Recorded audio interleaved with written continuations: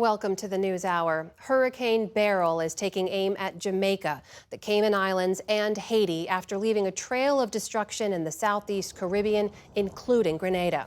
The storm has killed at least 6 people in the region. In Barbados, high waters lapped against the shoreline as strong winds whipped through the trees.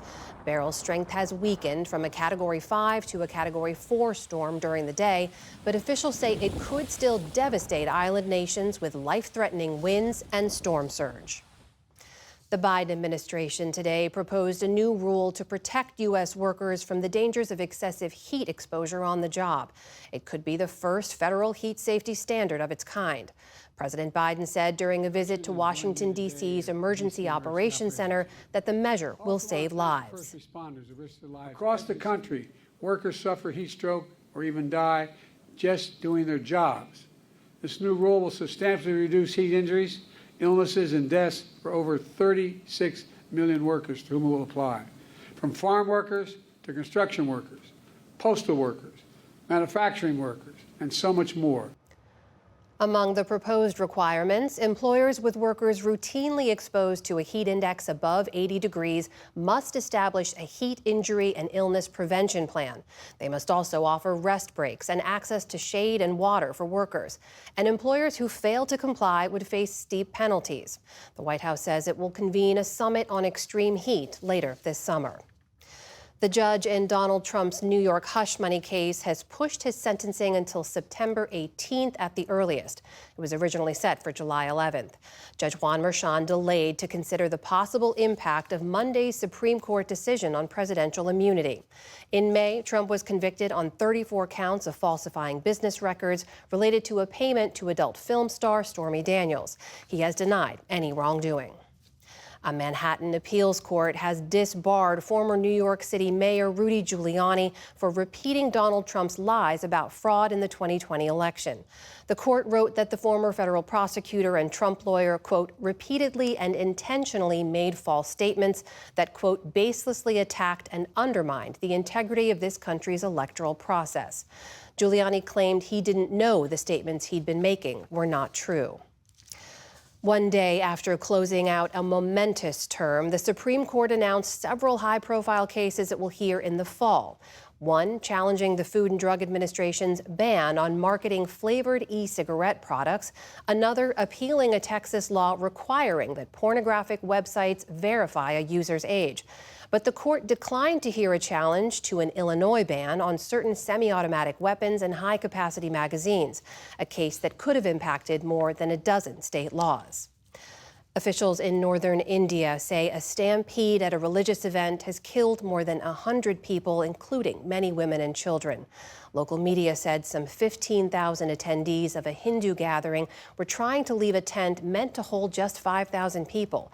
Relatives of the victims wept outside a nearby trauma center, and survivors spoke of the carnage that they saw. People started falling one upon another. Those who were crushed died. People there pulled them out. I came to attend the event with 8 other people. None of them survived. Authorities say heat and a lack of air inside the tent could have contributed to the disaster. The United Nations says that gang violence in Haiti has displaced 300,000 children in just the last 4 months. That's more than half of the nearly 580,000 people overall made homeless in the ongoing fighting. UNICEF says many kids are living in makeshift shelters, with some forced to join violent gangs just to survive. Those gangs now control about 80% of the capital, Port-au-Prince. Defense Secretary Lloyd Austin says the U.S. will send an additional $2.3 billion in security aid to Ukraine as he welcomed his Ukrainian counterpart to the Pentagon this morning.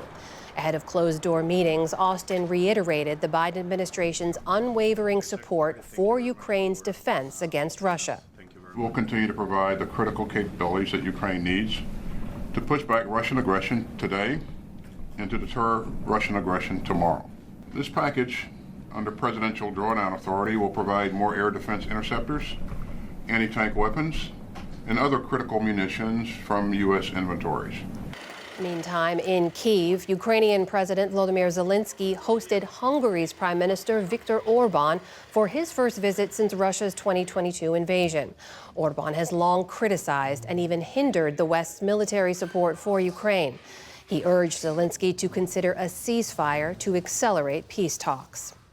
And Wall Street ended higher after Federal Reserve Chair Jerome Powell noted some progress on inflation.